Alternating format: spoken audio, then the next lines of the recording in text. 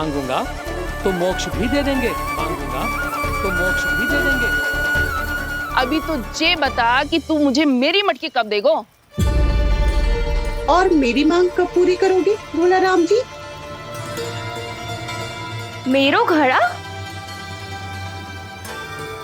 मेरे दिए तो तैयार है ना कल एकादशी की पूजा और व्रत के लिए? एकादशी का व्रत? हाँ, एकादशी का व्रत। इसे करने से श्री हरि बहुत प्रसन्न होते हैं। अच्छा, फिर तो अभी लाया।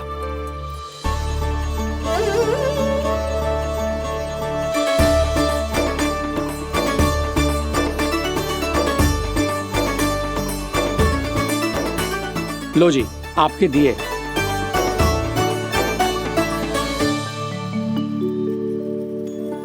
और जो हमने मांगा है वो? बाकी सब शेष द्वादशी के दिन मिलेगा, क्योंकि कल मैं भी एकादशी का व्रत रखूंगा, क्योंकि कल मैं भी एकादशी का व्रत रखूंगा, क्योंकि कल मैं भी एकादशी का व्रत रखूंगा।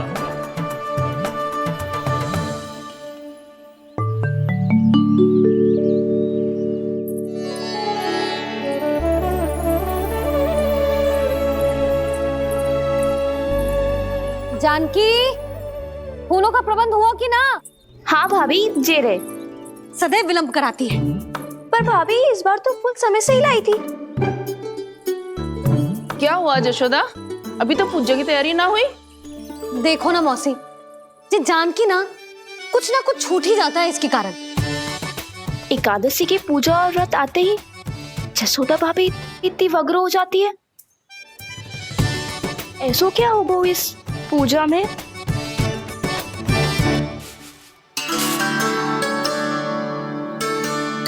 ये थाली में रोली चंदन रखने से, दिया जलाने से के होगो? आपको पता भी है एकादशी का व्रत क्यों रखते हैं? क्या महत्व है इसका?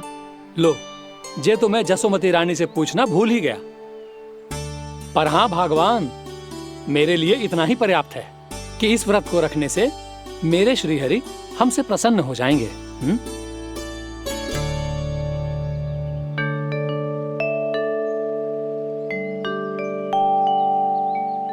नारायण ही जाने ऐसे कैसे पूजा करते हैं जे श्री हरि की एक मूर्ति तक ना है इनके पास।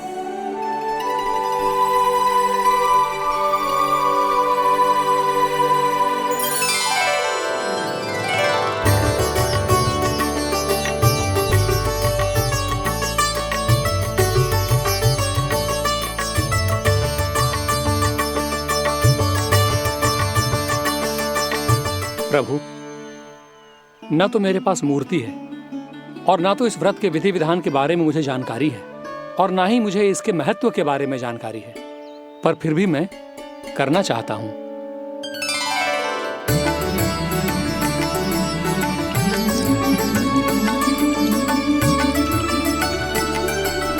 इसीलिए मैं दृढ़ संकल्प लेता हूं, पूरी निष्ठा के साथ, श्रद्धा के साथ और पूरी आस्था के साथ मैं इस व्रत को संपन्न करूंगा।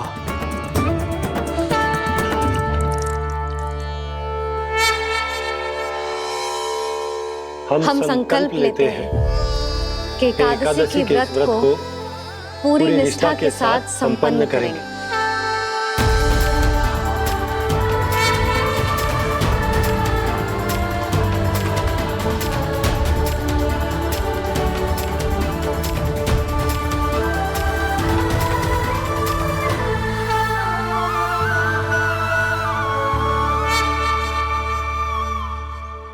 तुलसी जी के पत्ते तो हैं ही ना। श्री नारायण को तुलसी जी के पत्ते के बिना भोग ना चढ़तो है। जानकी, तुलसी के पत्ते कहाँ हैं?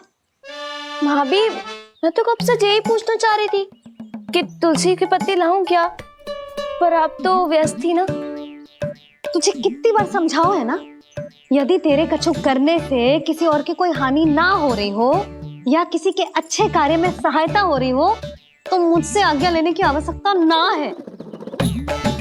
समझ गई भाभी, आगे से जाना उनको। ले अभी लेकर आती हूँ।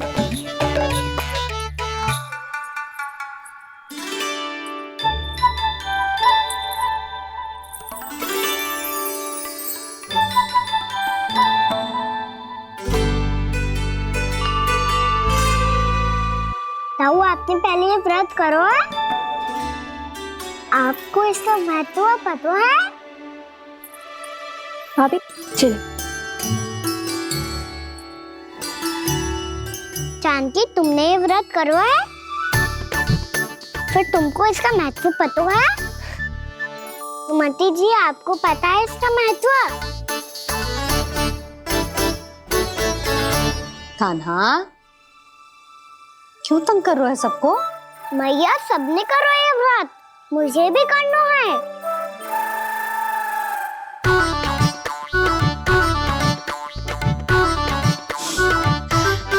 ये व्रत केवल बड़ों के लिए होती है लल्ला।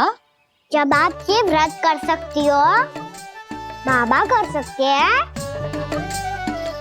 ये सारी गोपियां कर सकते हैं, वो भी कर सकते हैं, तो मैं क्यों ना कर सकता?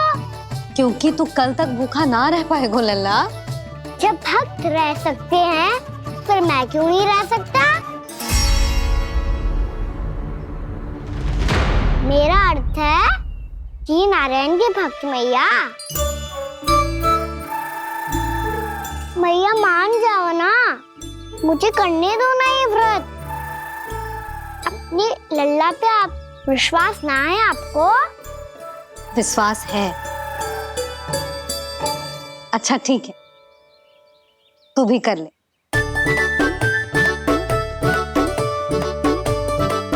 पर मैया, व्रत की कथा तो सुनाओ, मैं तो अबध हूँ ना, मुझे कैसा पता चलेगा कि ये व्रत करते क्यों हैं?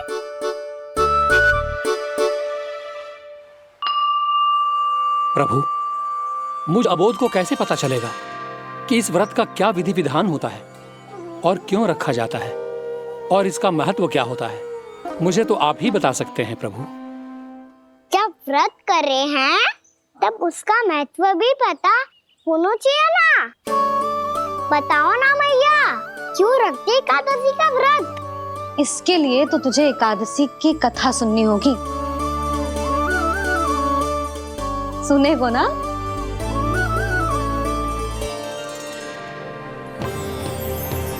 वसुदेव सुतं देवं कंसचाणूरमर्दनम् श्रीहरि, यशोदा परमानन्दम् कृष्णं वन्दे जगद्गुरुम्। वाह प्रभु, अपने भक्तों को एकादशी व्रत का महत्व समझाने का अच्छा उपाय खोज निकाला है आपने।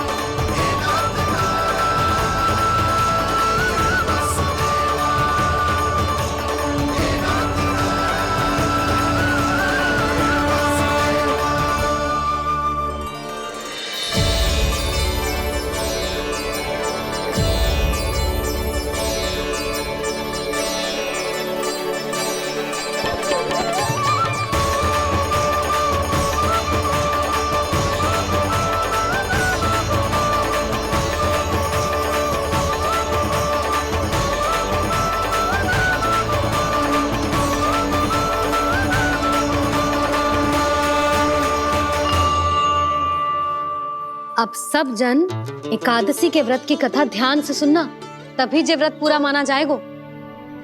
समझो लल्ला?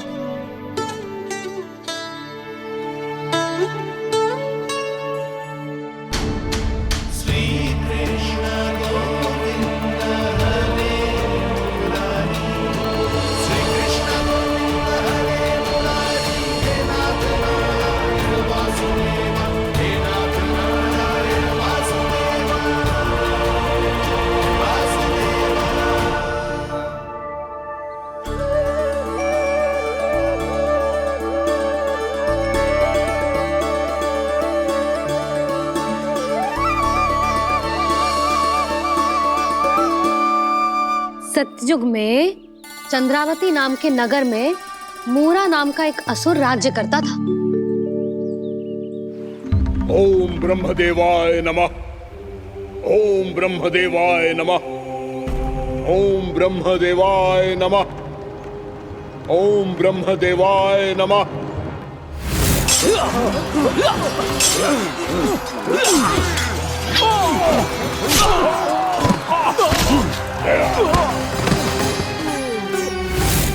ओम ब्रह्मदेवाय नमः। ओम ब्रह्मदेवाय नमः। जब उसने देवताओं के हाथों असुरों की पराजय देखी, तब वो वरदान पाने के उद्देश्य से ब्रह्मा जी की तपस्या करने चला गया।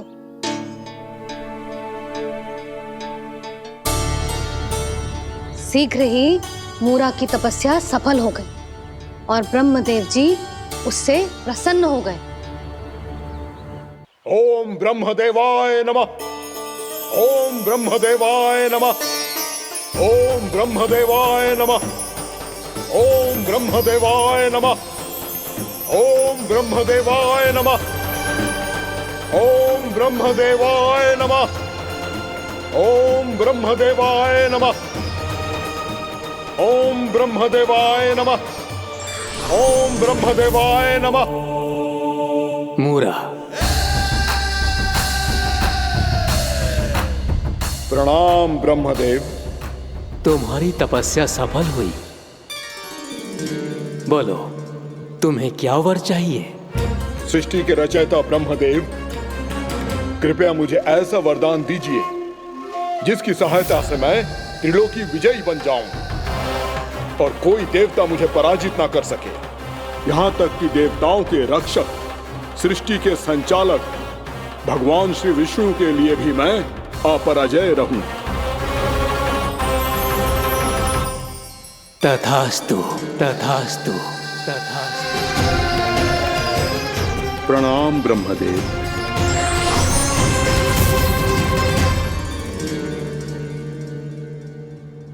ऐसा वरदान पाकर मूरा बहुत अभिमानी होगा। यक्षों, किन्नरों, यहाँ तक कि देवताओं को भी युद्ध के लिए ललकारने लगा, पर किसी ने भी उसकी ललकार को स्वीकार ना करो, क्योंकि सभी उसकी शक्ति से बहुत भयभीत थे और उसके सामने युद्ध किए बिना ही अपनी पराजय स्वीकार करने लगे और फिर दंभ में आके उसने स्वर्ग लोक पर भी आक्रमण कर दिया और देवराज इंद्र तक को चुनौती दे डाली।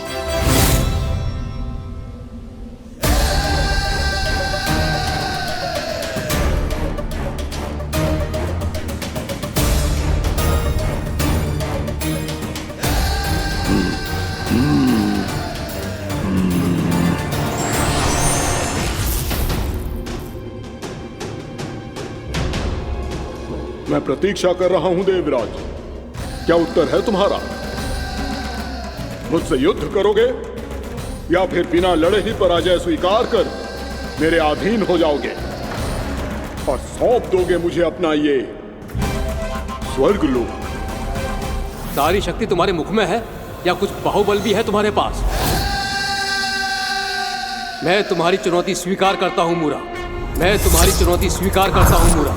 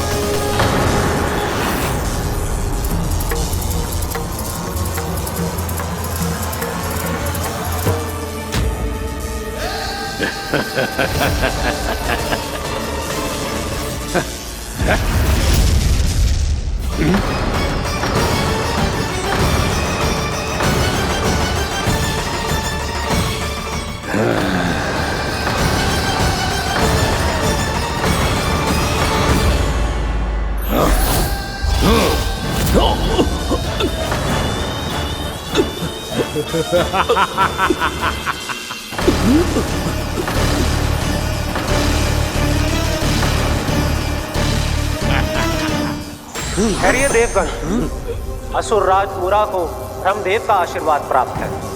आप में से कोई भी इन्हें पराजित नहीं कर पाएगा।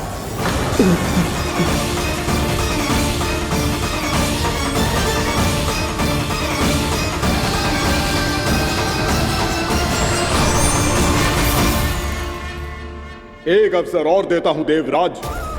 युद्ध या अधीनता, क्या उत्तर है तुम्हारा देवराज?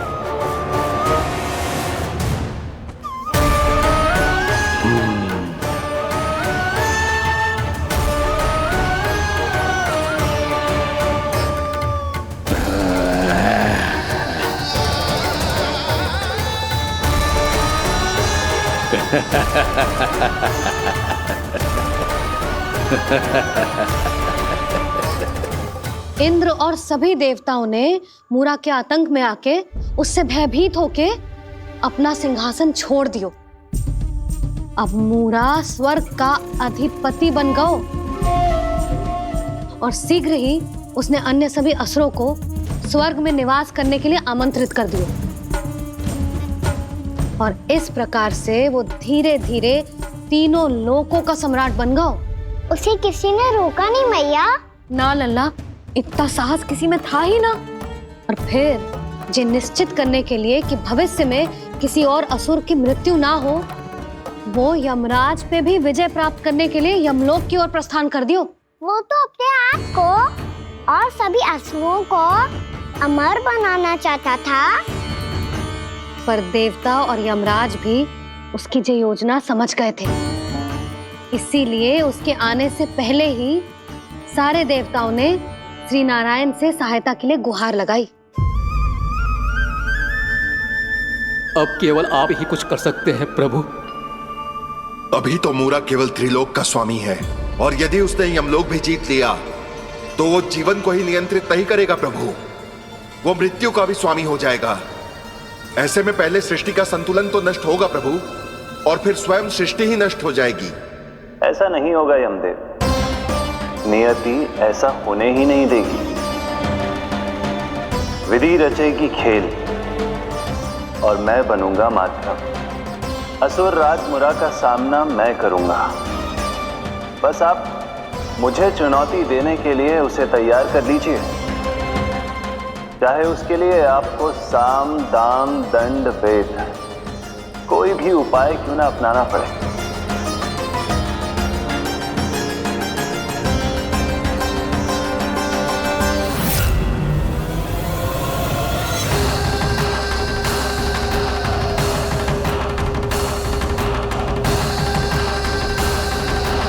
आप तो मेरी प्रतीक्षा में पहले से ही खड़े हैं यमदेव। तब तो आपने मेरी चुनौती के बारे में भी सुना ही होगा। कहिए, क्या उत्तर है आपका?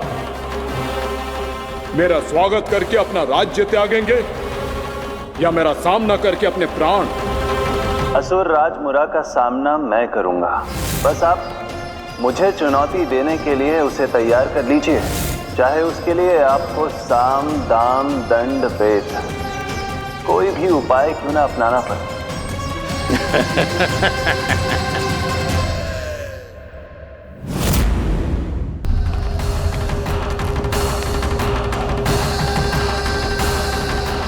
आप तो मेरी प्रतीक्षा में पहले से ही खड़े हैं यमदेव।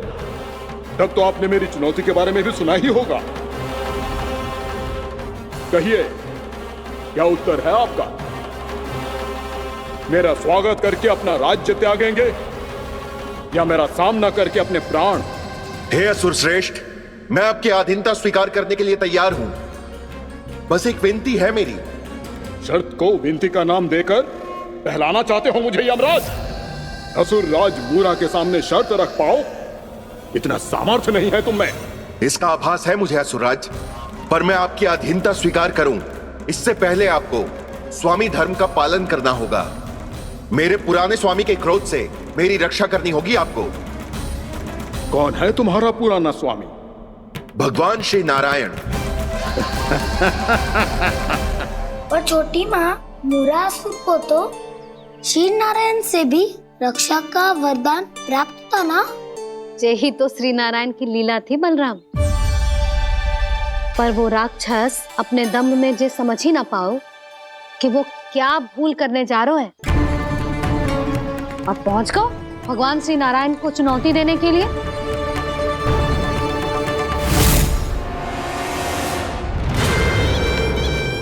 वहीं ठहर जाओ असुर राज मुरा।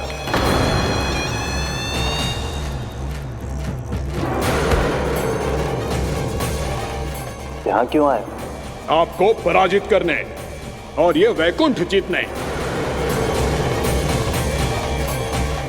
ताकि मैं यमलोक का स्वामी बन सकूं। फिर आओ, युद्ध भूमि में मेरा सामना करो।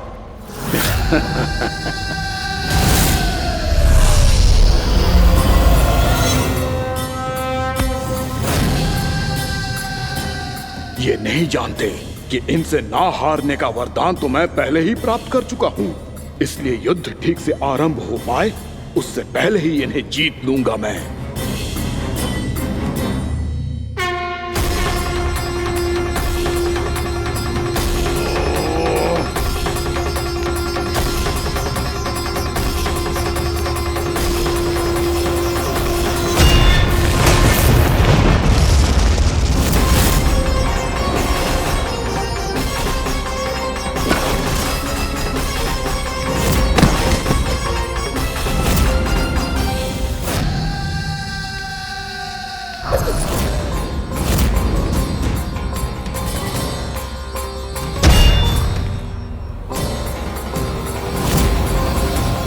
और इस प्रकार जे युद्ध वर्षों वर्षों तक चलता रहो। दोनों योद्धा पूरे ब्रह्मांड में अनेक अस्त्रों शस्त्रों के साथ युद्ध करते रहे।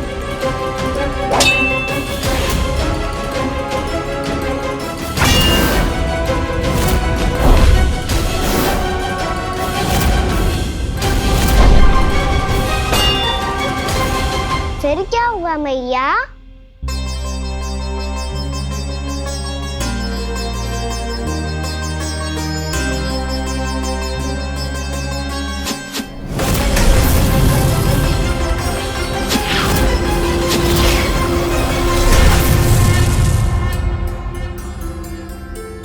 उस युद्ध को कभी समाप्त हुआ हो, पर कैसे? शीघ्र ही वो राक्षस थक गो लल्ला।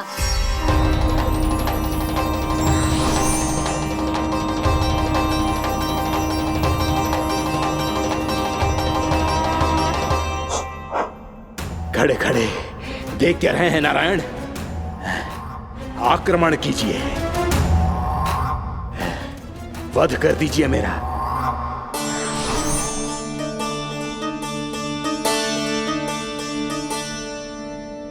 मैं तुम्हारी वीरता से प्रभावित हूं, इसीलिए इतनी थकान की स्थिति में मैं तुम जैसे वीर पर आक्रमण नहीं करूंगा। जाओ विश्राम करो। यदि फिर से युद्ध करने की इच्छा हो तो तुम्हारा स्वागत होगा।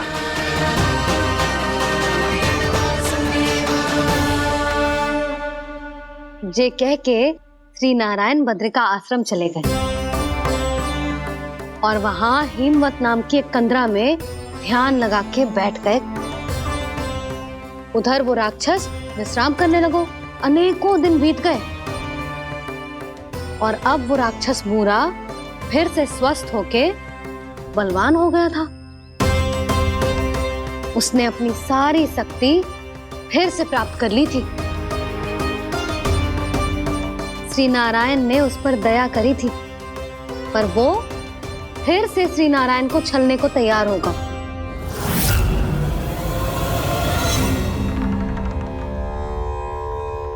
ध्यान में बैठे बैठे श्री नारायण योग निद्रा में चले गए, पर दुष्ट मूरा इसी अवसर का लाभ उठा के उनकी कंदरा में घुस आयो, ताकि वो सोते हुए श्री नारायण पे आक्रमण कर सके।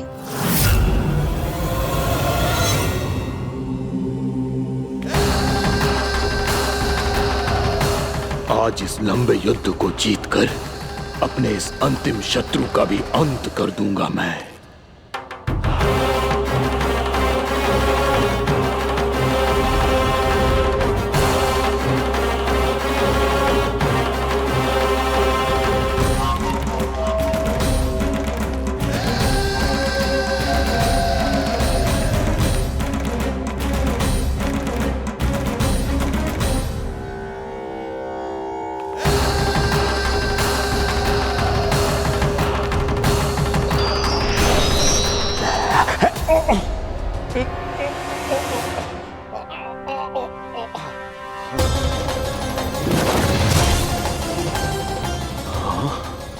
दुष्ट राक्षस, प्रभु ने तुझ पर दया की, तुझे संभलने का अवसर दिया। तू इन्हीं पर ही छल से वार करने चला है।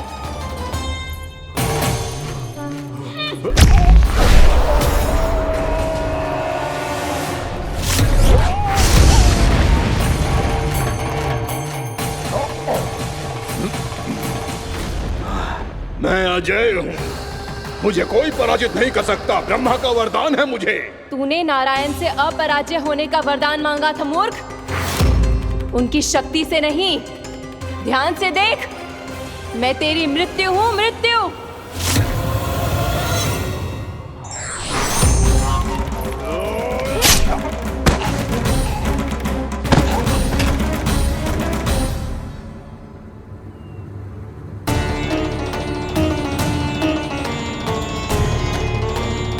वो देवी कौन थी छोटी माँ? और कौन बलराम, वही तो थी देवी एकादशी।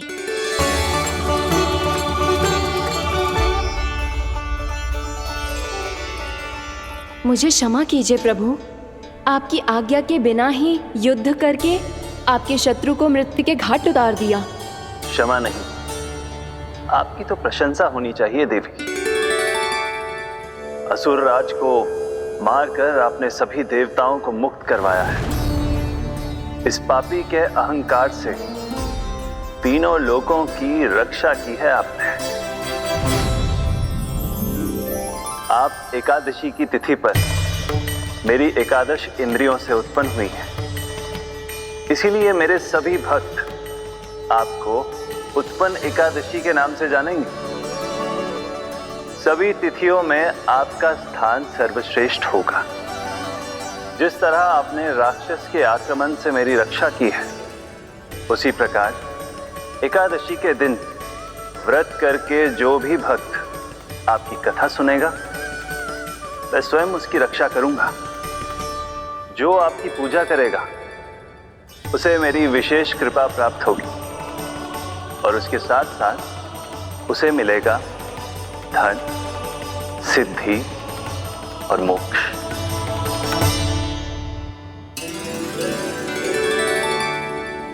इसीलिए आज के दिन व्रत रखने का बहुत अधिक महत्व होता है। बोलो एकादशी मैया की जय। बोलो श्री नारायण भगवान की जय।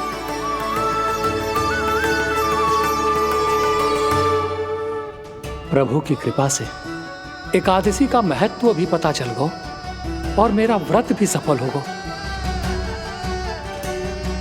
अभी नहीं भूला राम, एकादशी का व्रत पूरी तरह तभी सफल होता है जब द्वादशी के दिन उसे पूरा किया जाता है।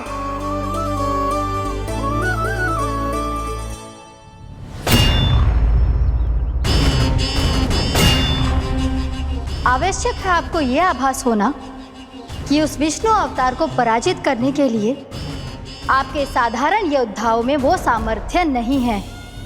वो विष्णु अवतार कुछ अधिक ही असाधारण है।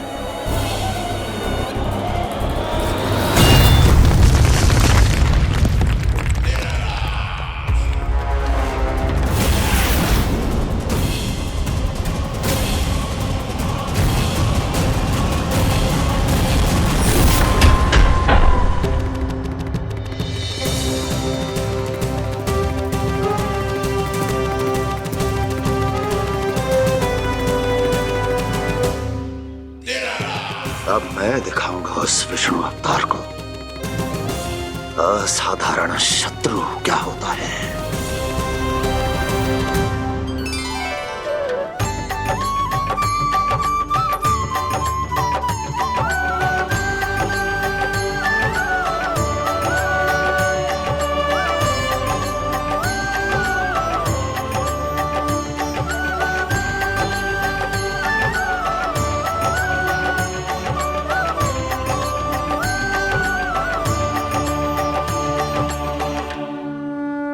कंस मामा अधीर हो रहे हैं, पर मैया ने मुझे अभी तक बाहर जाने की आज्ञा नहीं दी है।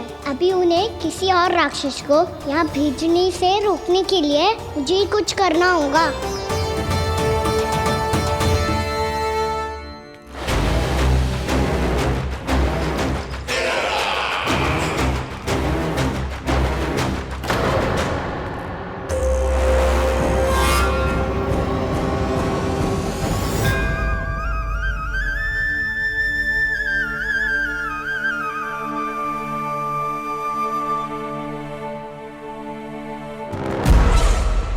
कौन हो तुम? बचपन से ही मुझे मारने का सपना देख रहे हैं, फिर मुझे ही नहीं पहचानते।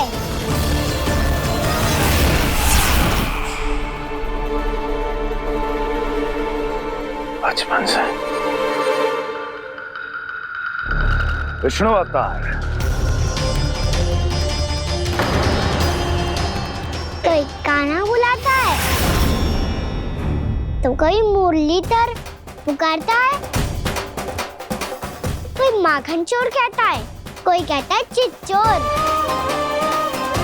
पर विष्णु अवतार इस नाम से तो बस आप ही मुझे बुलाते हो मामा जी। इतना साहस, ये तो यहाँ आ गया है।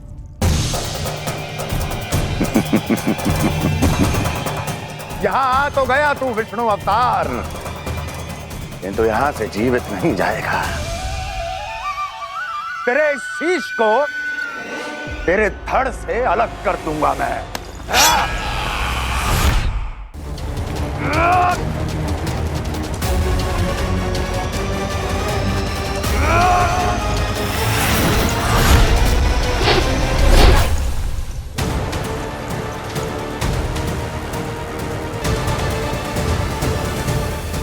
कहाँ देख रहे हो मामा जी? मैं तैयार हूँ।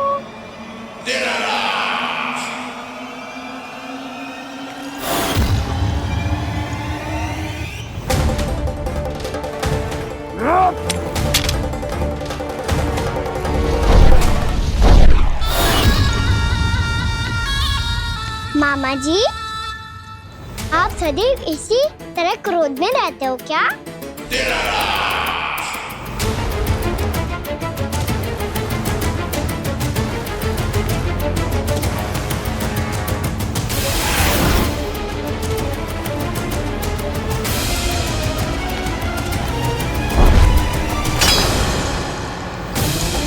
छोड़, छोड़ मेरी तलवार को। छोड़ो तो तब जब पकड़ा हूँ।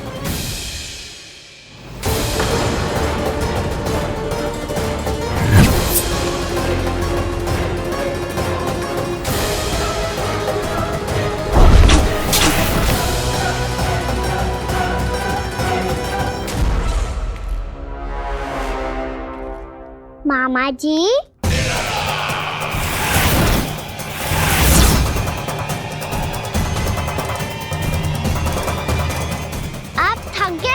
थोड़ा विश्राम कर लो। आपका तो पता नहीं, मैं अवश्य थक गया हूँ।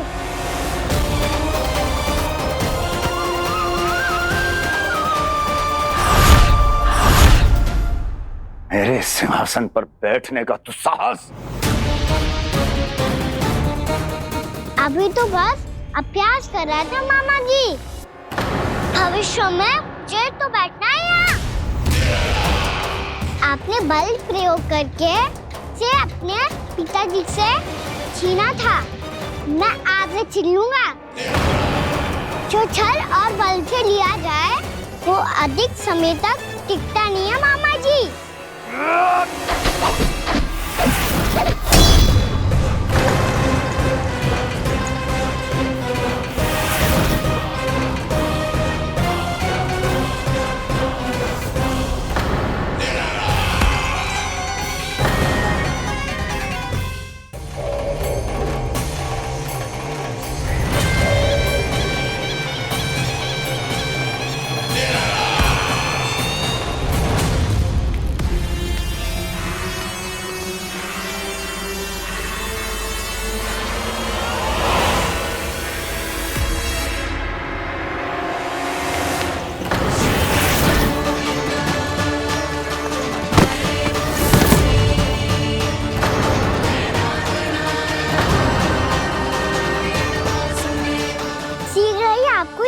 सिंहासन छोड़ना होगा।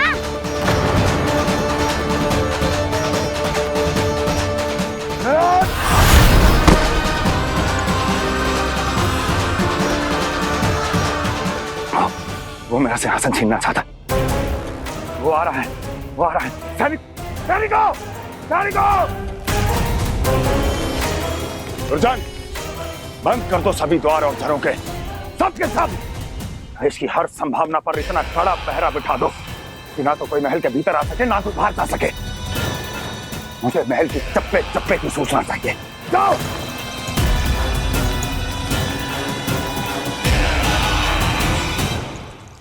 सिंहासन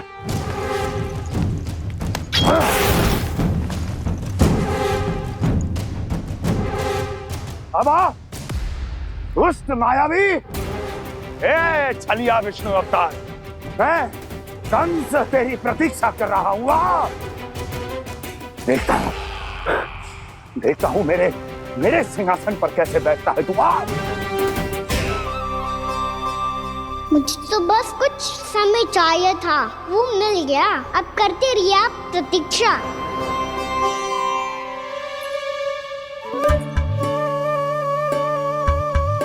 जी अपने आप से बातें क्यों कर रहे हो जी?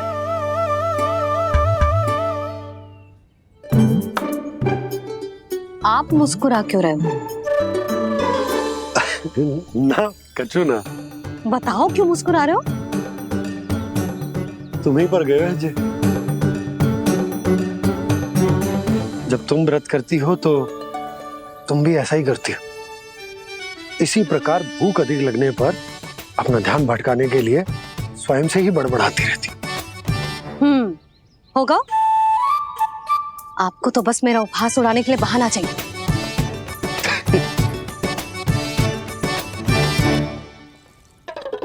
नन्ना, भूख लगी है? ना मैया, व्रत करे तो भूख कैसे लगेगी?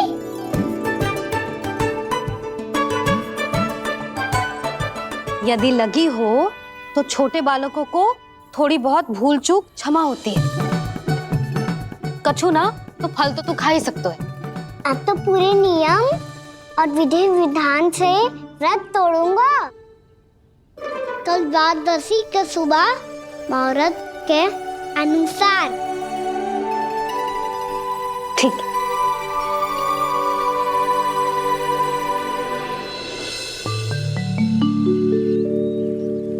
लल्ला, एकादशी समाप्त हो गई है, द्वादशी लग गई है। अब तू व्रत तोड़ सकता है। भोजन कर ले। ले।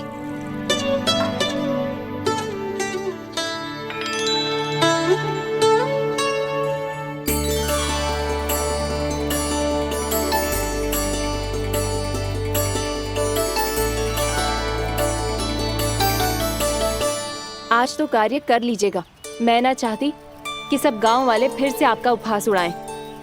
अरे, इसी क्षण कार्य आरंभ करना आवश्यक ना है। कुछ खा तो लो। कल भी पूरे दिन व्रत में रहे, अब तो कुछ खा लो। ना, अभी बिल्कुल भूख ना है। और हाँ भगवान, तुम्हें चिंता करने की आवश्यकता नहीं है।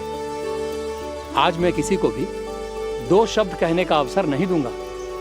अरे, कुछ खाओगे पियोगे नहीं तो कैसे रहोगे?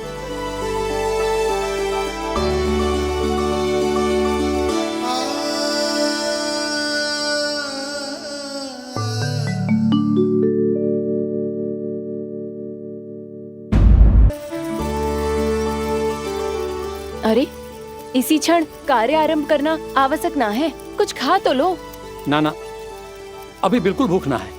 और हाँ भगवान, तुम्हें चिंता करने की आवश्यकता नहीं है। आज मैं किसी को भी 2 शब्द कहने का अवसर नहीं दूंगा।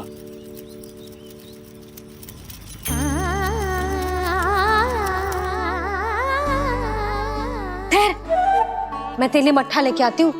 व्रत के बाद पीने से पेट ठंडा रहता है। रुक।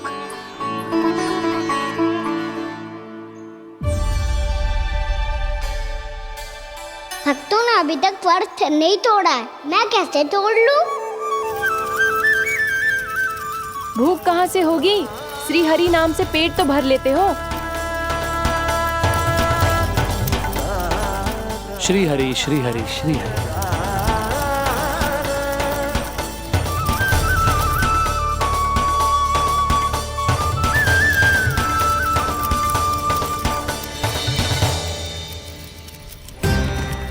हरि हरि प्रभु हरि, हरि हरि प्रभु हरि, हरि हरि प्रभु हरि, हरि हरि प्रभु हरि। कल से अन्न का एक दाना ना गो है पेट में। अब क्या व्रत तुड़वाने भी आपके प्रभु ही आएंगे? अब क्या व्रत तुड़वाने भी आपके प्रभु ही आएंगे? मैया,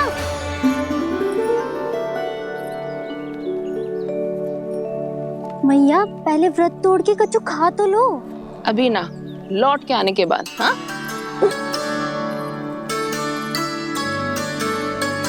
बलराम, ठहरो पुत्र, पहले कुछ खा लो। व्रत तोड़ना आवश्यक होता है।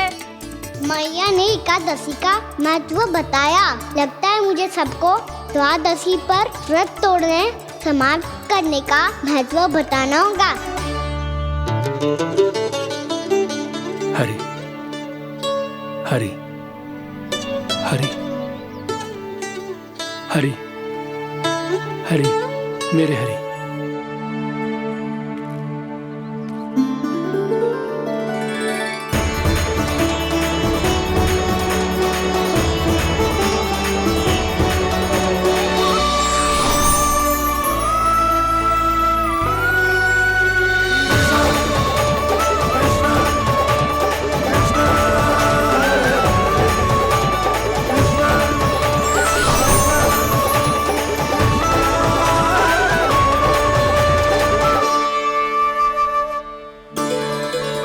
अभी अभी तो मैंने बच्चों की मां को वचन दिया था कि आज किसी को शिकायत करने का अवसर ना दूंगा, और अब मैं प्रभु श्री हरि की कल्पना जसोमती रानी के लल्ला में ही करने लगा।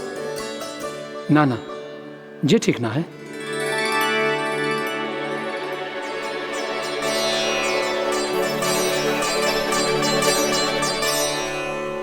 ठीक है तो है, बिल्कुल सही पहचाना है आपने। बड़े तो बड़े, अब तो बालक भी हमारा उपहास उड़ाने लगे। मैं आपका उपहास नहीं उड़ाने आया, मैं तो आपके एकादशी के व्रत को पूरा कराने आया हूँ।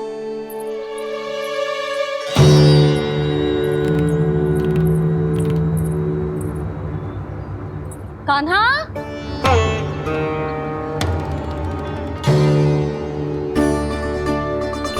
तो ये रे आपकी छड़ी और ये रे मेरी पीठ। सीख, बिना ताकत तोड़। आज तो इसकी पीठ सेक के रहूंगी मैं। मैया घर पे भूखी मुझे ढूंढ रही होगी। लो, आज द्वादशी के दिन पहले प्रहर में भोजन करके अपना एकादशी का व्रत पूरा करो आप। धन्यवाद राजकुमार, पर अभी हमें भूख नहीं है। बहुत सारा काम पड़ा है, और अभी थोड़ी ही देर में शंकरी बहन भी अपनी मटकी लेने आती होंगी।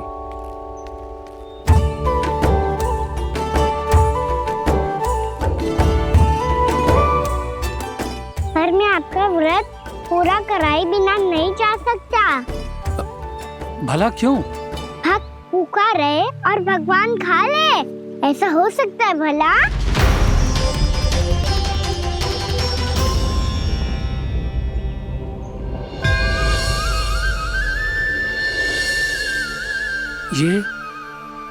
ये कैसा भ्रम हो रहा है मुझे लगता है अपना काम करना चाहिए। द्वादशी के पहले प्रहर में व्रत पूरा करना बहुत आवश्यक होता है, ना तो एकादशी का व्रत भी पूरा ना मानो जातो। इतनी सारी ज्ञान की बातें तुम्हें कैसे पता है लल्ला?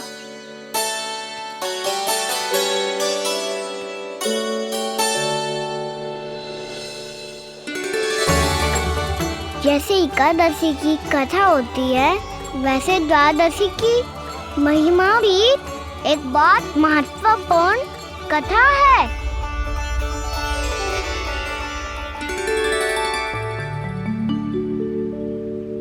कैसी कथा? बिल्कुल सही समय पे आई हो आप। क्योंकि आपको ये कथा आपको अवश्य सुननी चाहिए।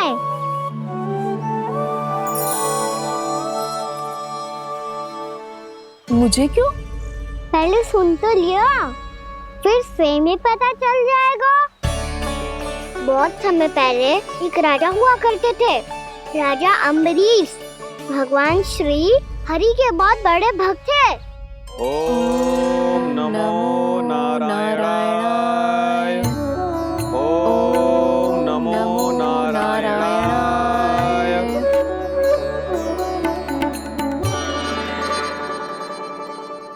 नेक पुण्य के काम करते थे वो। अपनी पत्नी के साथ हरि का नाम जपते रहते थे।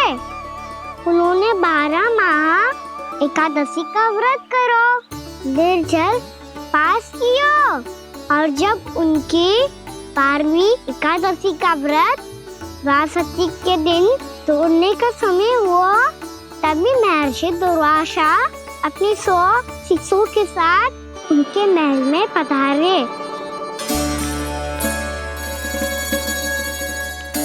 प्रणाम स्वीकार करें महर्षि।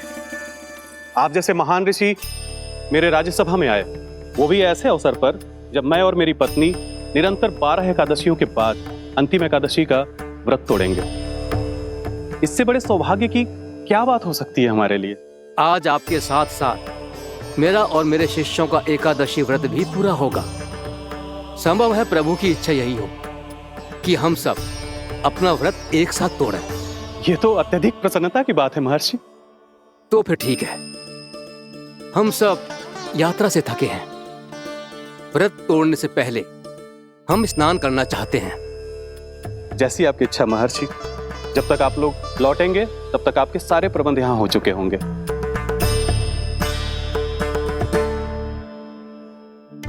महर्षि दुर्वासा स्नान करने गए थे, पर उन्हें लौटने में विलंब हो रहा था, और इधर द्वादशी पर व्रत पूरा करने का मुहूर्त बीता जा रहा था। महाराज अम्बरीश बड़ी विरगता के साथ महर्षि दुर्वासा के लौटने की प्रतीक्षा कर रहे थे।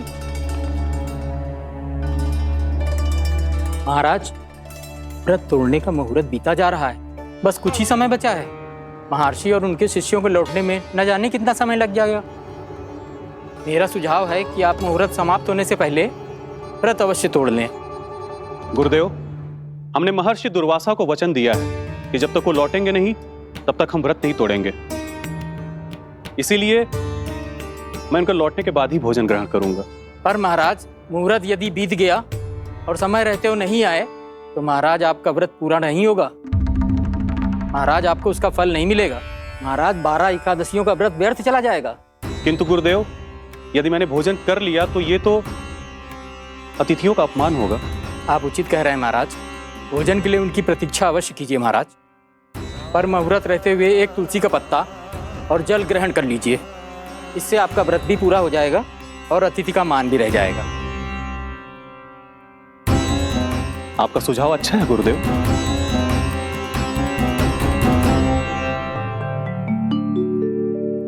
जैसे ही महाराज ने तुलसी का पत्ता खाया, वैसे ही महर्षि दुर्वासा लौट आए। महाराज,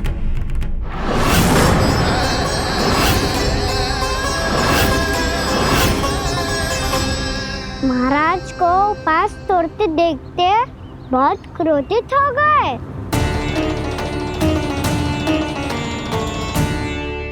बहुत बड़े भक्त हैं आप, परंतु आप ये नहीं जानते अपने अतिथियों के साथ कैसा व्यवहार करना चाहिए।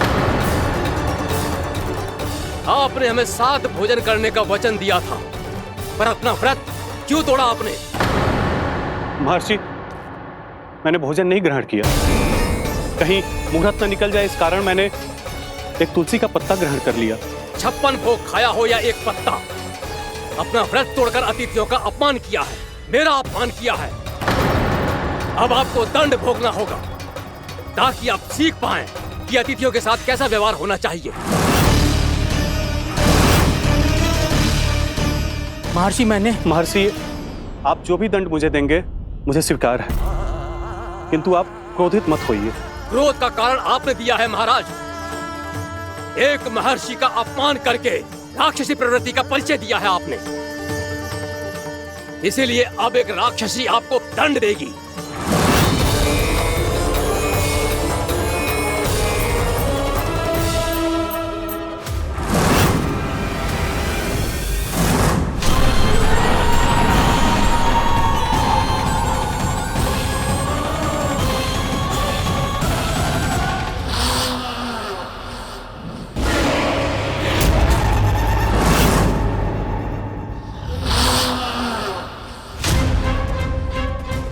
हे प्रभु, यदि मैंने सच में महर्षि का अपमान करने की भूल की हो तो मैं उसका परिणाम भोगने के लिए प्रस्तुत हूं।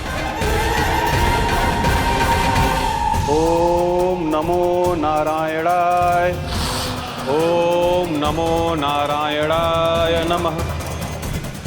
महर्षि दुर्वासा को यह आभास ही नहीं था कि महाराज अम्बरीश ने उनका अपमान नहीं किया था। फिर भी उसे अपमान मान के वो श्री नारायण के भक्त पे संदेह कर रहे थे। मैंने भी तो भोला राम की भक्ति पे संदेह किया था। हे नारायण, ये क्या पाप हो गया मुझसे। संदेह किसी अपमान से कम ना हो तो, और भगवान सब सह सकते हैं, पर उनके प्रिय भक्तों का अपमान सहन ना कर सकते। इसीलिए उन्होंने अस्थिचेप करने का निर्णय लिया।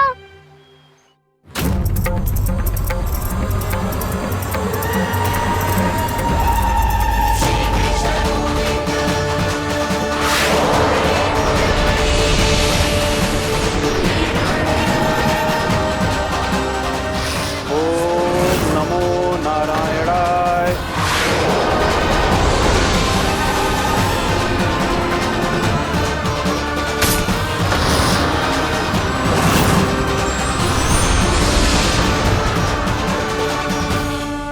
और फिर भगवान का वो सुदर्शन चक्र महर्षि दुर्वासा के पीछे पड़ गया। ये चक्र तो मेरी ओर बढ़ रहा है। ओम नमो नारायणाय। ये कैसे संभव हो सकता है? कोई रोको इसे, कोई रोको इसे।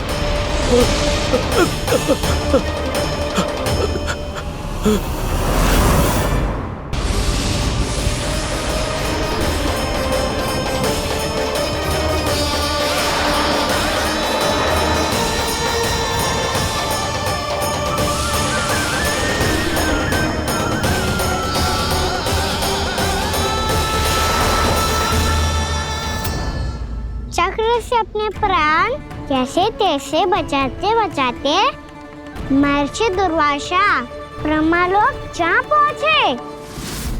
ब्रह्मदेव, रक्षा कीजिए। ब्रह्मदेव, सहायता कीजिए। मुझे बचाइए ब्रह्मदेव, रक्षा कीजिए। ये सुदर्शन चक्र मेरे प्राणों के पीछे पड़ गया है। मुझे बचाइए ब्रह्मदेव, मुझे बचाइए। महर्षि, मैं चाहकर भी आपकी सहायता नहीं कर सकता। ऐसी स्थिति में यदि कोई कुछ कर सकते हैं तो वो है सुदर्शन चक्र के स्वामी विष्णु, क्योंकि सृष्टि में केवल वही है जो इसे नियंत्रित कर सकते हैं। वो ही इसे वापस लौटने का आदेश देकर आपके प्राणों पर छाए हुए संकट को दूर कर सकते हैं। किंतु हां, मैं सुदर्शन चक्र से इतना अवश्य कहूंगा कि जब तक आप विष्णु लोक में पहुंच नहीं जाते, वो आपको किसी भी प्रकार की हानि ना पहुंचाए। आपका बहुत बहुत धन्यवाद। आपकी सदा ही जय हो।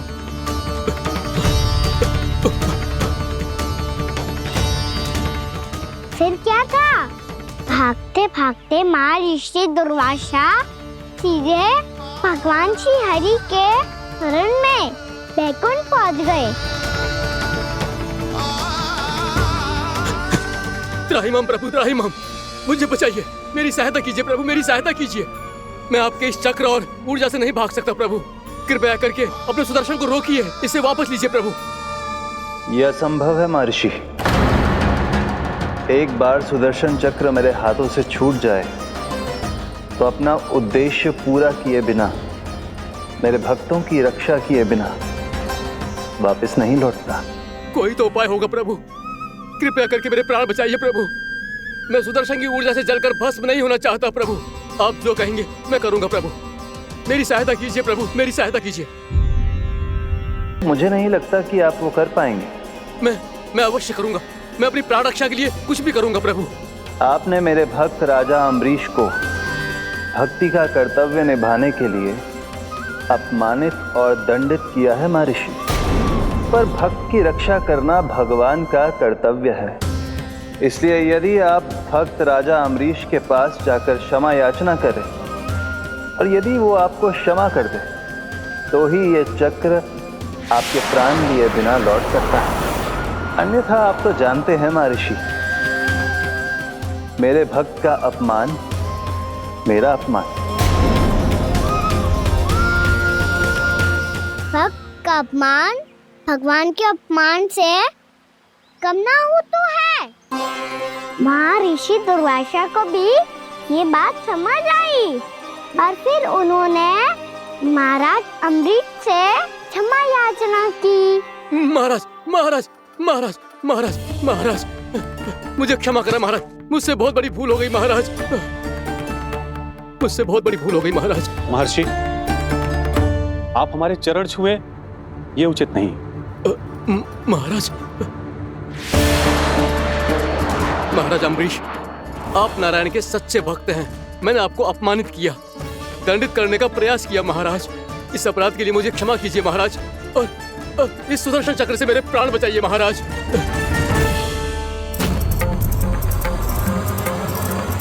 हे महान सुदर्शन, यदि महर्षि के लिए मेरे हृदय में अभी भी वही सम्मान और प्रेम हो जो इनके प्रथम आगमन पे था, तो कृपया आप अपने धाम वापस लौट जाइए।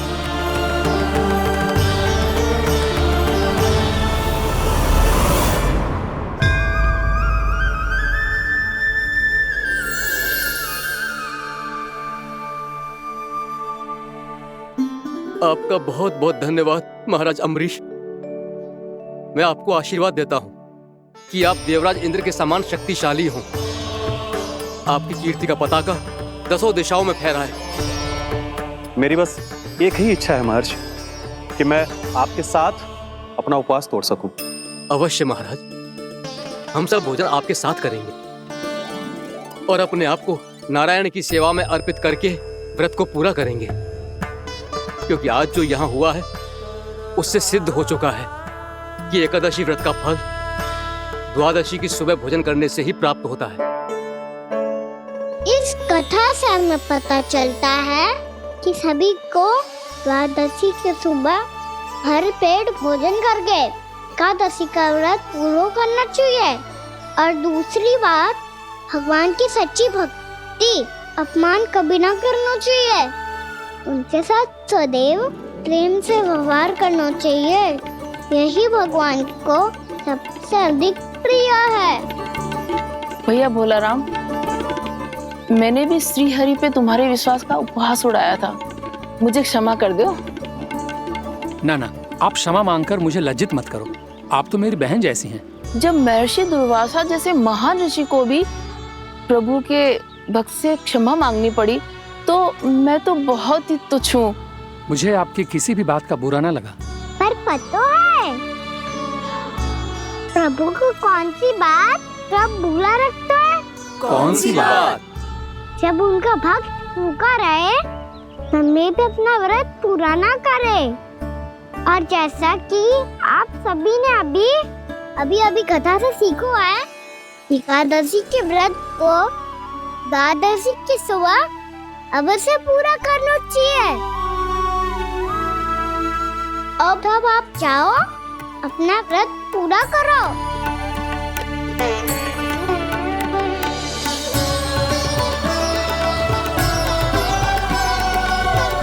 मैं आपके लिए जल लेके आती हूँ।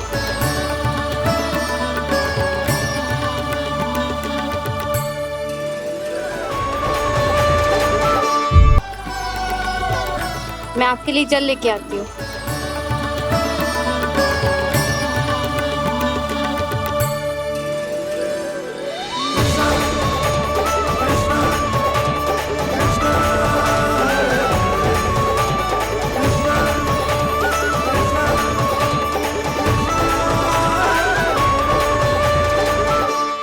खाओ।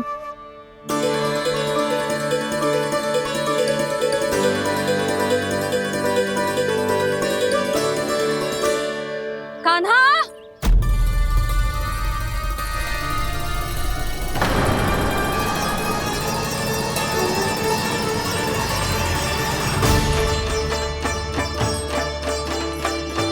बोलो काका, सिगरेट छुपा लो मुझे, मैया आ रही है, बहुत क्रोध में लगती है।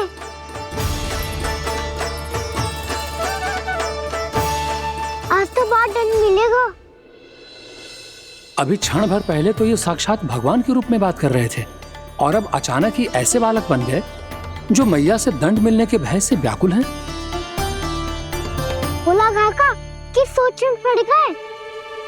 सिगरेट छुपा लो मुझे।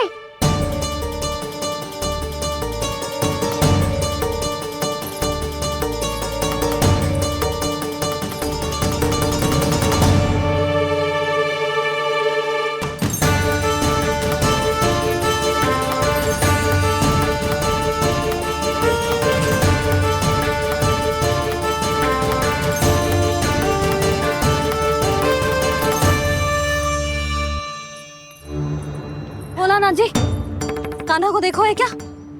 मैंने तो अपने प्रभु को देखा है। मैं अपने लल्ला को ढूंढ रही हूँ, उसे देखो है आपने? वही तो मैं भी कह रहा हूँ जसोदा रानी, मैंने सिर्फ और सिर्फ अपने प्रभु को देखा है। ये तो अब भी अपनी भक्ति में ही खोया हुआ है, इससे पूछ के कछु लाभ ना है, मुझे ही ढूंढना पड़ेगा।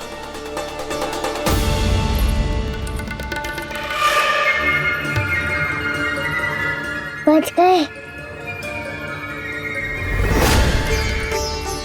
संकरी मौसी,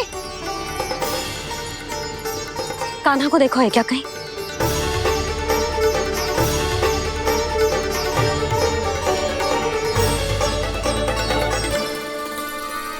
बोला काका, मुझे सिगरेट निकालो ना यहाँ से, भैया फिर से इधर ही आ रही है। सब कहते थे श्री हरि मेरे घर ना आ सकते। देखो आज प्रभु आ गए, उन्होंने अपने हाथ से मेरा व्रत पूरा कराया। हाँ, आते हैं और आगे भी आएंगे हमारे श्री हरि हमसे मिलने और आके मोक्ष देंगे, है ना?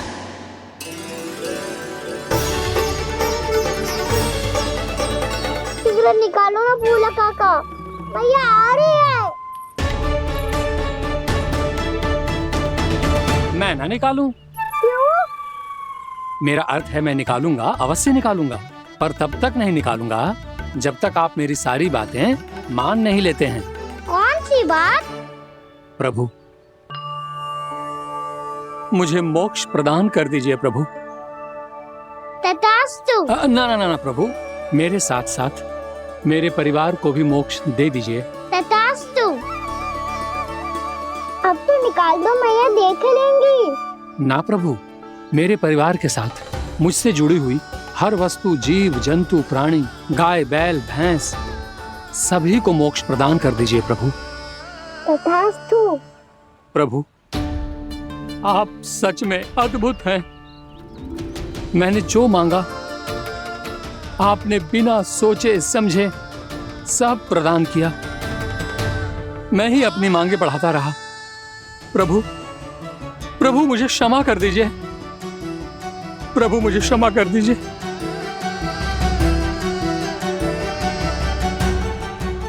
आइए प्रभु।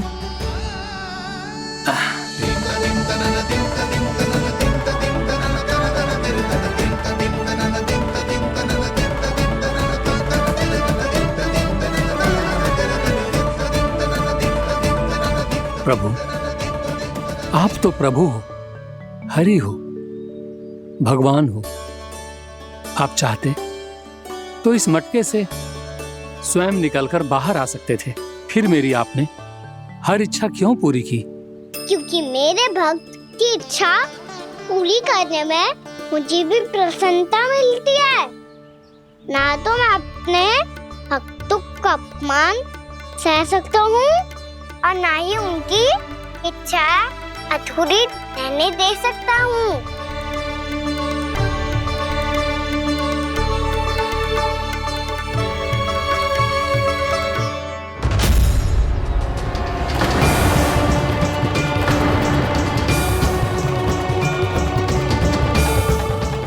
थी तूने?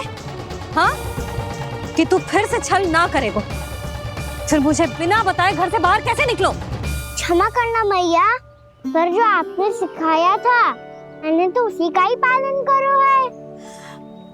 फिर से चतुराई कर रहे हो है ना? हाँ, आप ही ने तो कही थी ना, यदि कछु करने से किसी को हानि ना पहुंचती हो या फिर किसी अच्छे कार्य में सहायता हो रही हो तो आज्ञा लेने की आवश्यकता ना होती। यदि तेरे कछु करने से किसी और की कोई हानि ना हो रही हो या किसी के अच्छे कार्य में सहायता हो रही हो तो मुझसे आज्ञा लेने की आवश्यकता ना है। तो किस अच्छे कार्य के लिए आया है यहाँ? द्वादशी के सुबह एकादशी का व्रत खोल के भोजन करा जाता है। ये बात ना तो भोला काका को पता थी, ना शंकरी मासी को और ना ही किसी और को। और तुझे पता थी? हाँ, मेरी मैया ने बहुत अच्छे से सिखाया है मुझे। जैसे कल तूने एकादशी कथा सुनाई थी ना, आज वैसे ही तेरे लल्ला ने सबको द्वादशी कथा सुनाई है। सच्ची यशोदा रानी जी, इसने तो हमारी आंखें ही खोल दी। और भाभी, सच तो ये है कि मुझे भी ना पता था कि ये इतना बड़ा ज्ञानी है और इतना अधिक समझदार।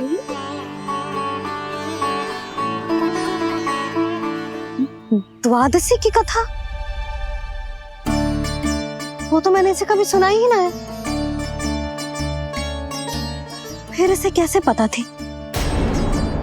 रानी जी, जो स्वयं भगवान हैं, भला उन्हें कैसे कुछ नहीं पता होगा।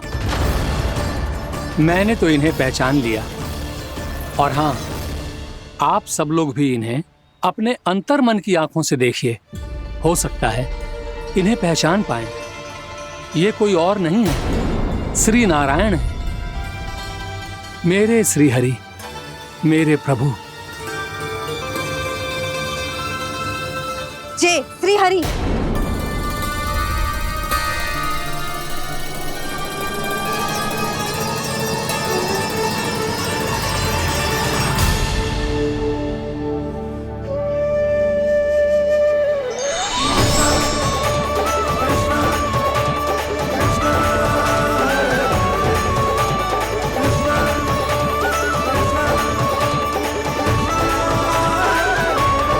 ये क्या कर दिया भोला? जिस रास्ते को मैंने इतनी कठिनाई से बचा के रखा था, सबके सामने उसे उजागर कर दिया तुमने।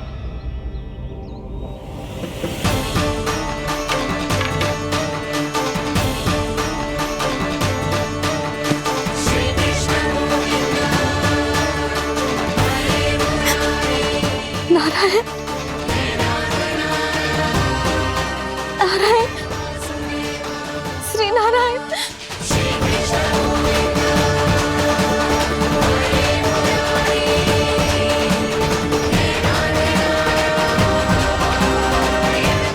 श्री नारायण।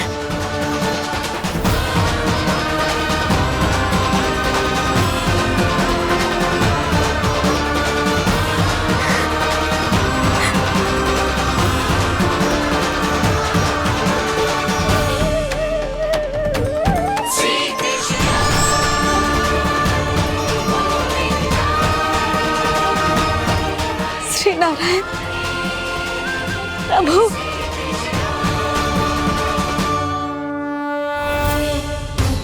जिस रास्ते को इतने यत्न से संभाल के रखा था, आज वो सबके सामने खुल गया।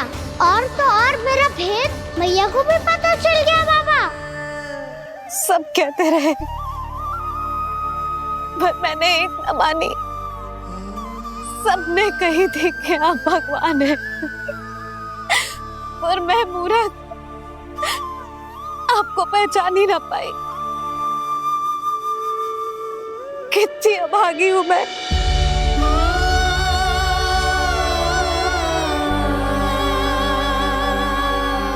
जिस मुंह से मुझे आपकी महिमा गानी चाहिए थी, उसी मुंह से मैंने आपको डांटा है।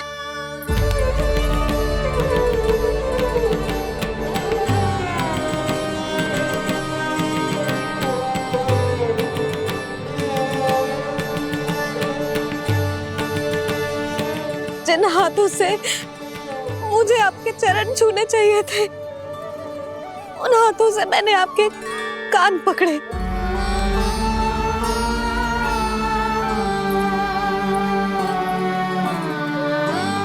मुझे तो आपकी सेवा करनी चाहिए थी प्रभु, और मैंने आपको दंड दियो, आपको घर से बांध दियो।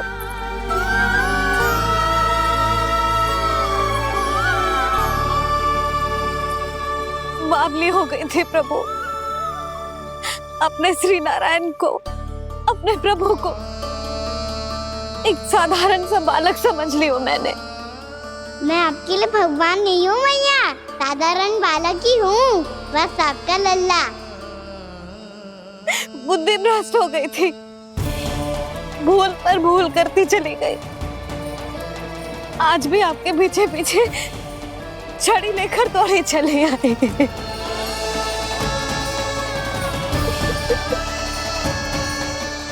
अपने आप को दोष मत दो मैया, आपके ममता के लिए तो जन्म लिया है मैंने, हमारा से मन बदलने मत दो। मेरे लिए वही पुरानी मैया बनी रहो आप, और मुझे रहने दो आपका वही नटखट लल्ला। मुझे क्षमा कर दो प्रभु, मुझे क्षमा कर दो। बाबा ये कैसा अंत हो गया आज? मैया तो मुझे भगवान मानने लगी, पर मैं इसे स्वीकार नहीं कर सकता। अभी नहीं बाबा, इतनी शीघ्र नहीं। आप ऐसे खड़े क्यों बाबा? कुछ ऐसा करो ना कि मैया फिर से मेरे मैया बन जाए। उनकी दृष्टि में भक्ति नहीं, ममता चाहिए मुझे। कान्हा, मेरे सामर्थ्य में हो तो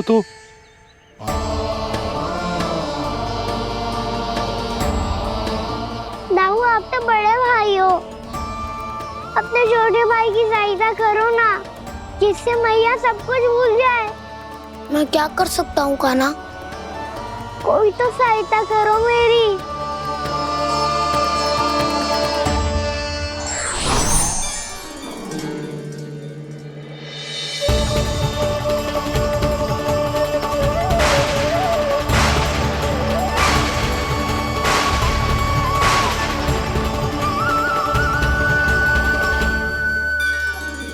अपने आप को संभालिए प्रभु।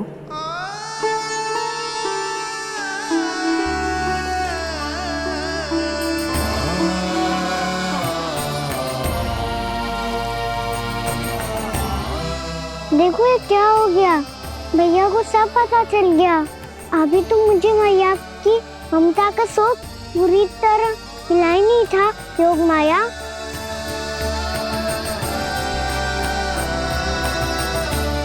मेरी सहायता करो ना। कितनी अद्भुत है ममता की शक्ति। भगवान को भी एक साधारण बालक बना देती है। बालक की बना रहना चाहता हूँ मैं, नहीं चाहता दिव्य होना, नहीं चाहता भगवान बनना। बस मैया की गोद में रहकर ममता की रस से सेम को भिगो जाता हूँ। इनकी डांट फटकार का सुख पाना चाहता हूँ। कुछ भी करे योग माया, पर इन सबको भुला दो मेरा सत्य।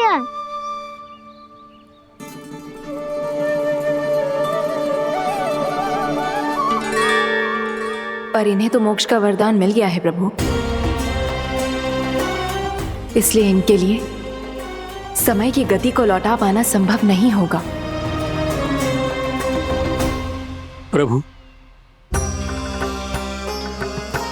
अब मुझे ये सब भूलने की कोई आवश्यकता नहीं है। मुझसे जो त्रुटि हुई है अब वो दोबारा कभी नहीं होगी, और आज के बाद आपका ये सत्य मैं किसी को नहीं बताऊंगा प्रभु, क्योंकि मुझे पता चल गया है कि आपका यशोमती मैया के लल्ला बने रहना कितना आवश्यक है।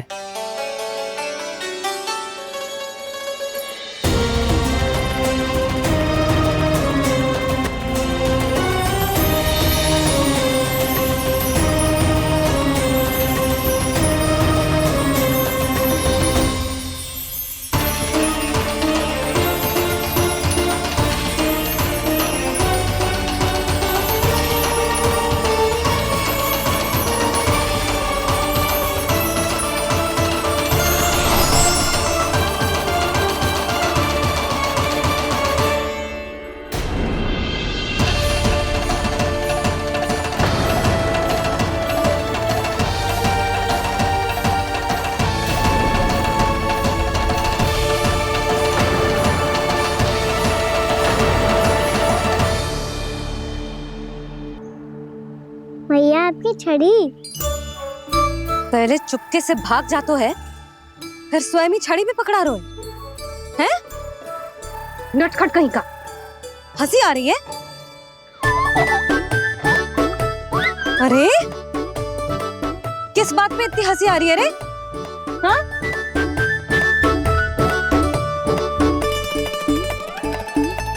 आपकी लीला अद्भुत है प्रभु, और अद्भुत है आपका मैया के प्रति प्रेम।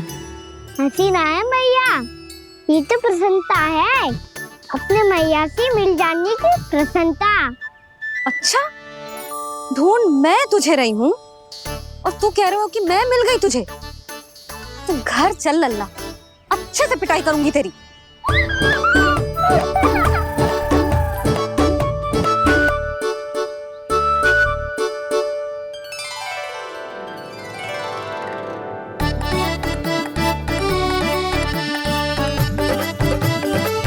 जब पिटाई से गाल लाल होंगे ना तेरे, तब हंसी बंद होगी तेरी।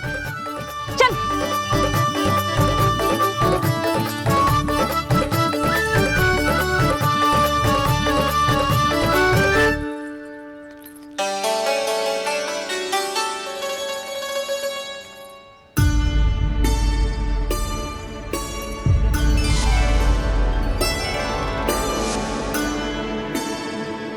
लगता है भैया की और चतन स्मृति वापस आ रही है।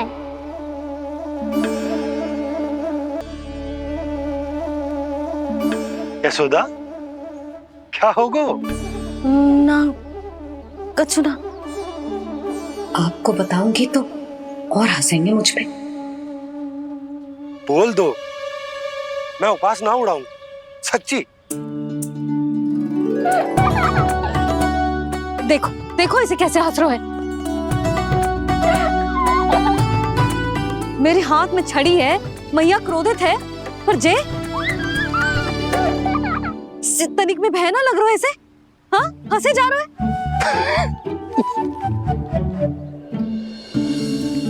दोनों बाबा लल्ला एक जैसे हो। चल तू, चल चल।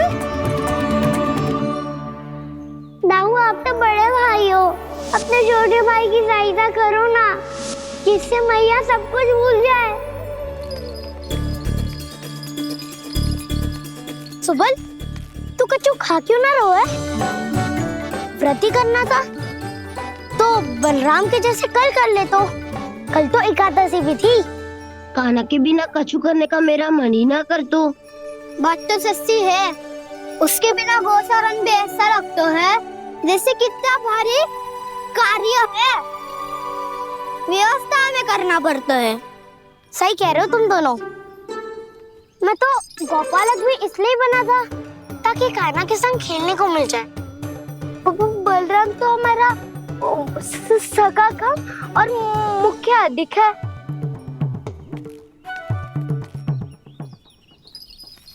रुक जाओ, तुम सब कुछ देर विश्राम कर सकते हो।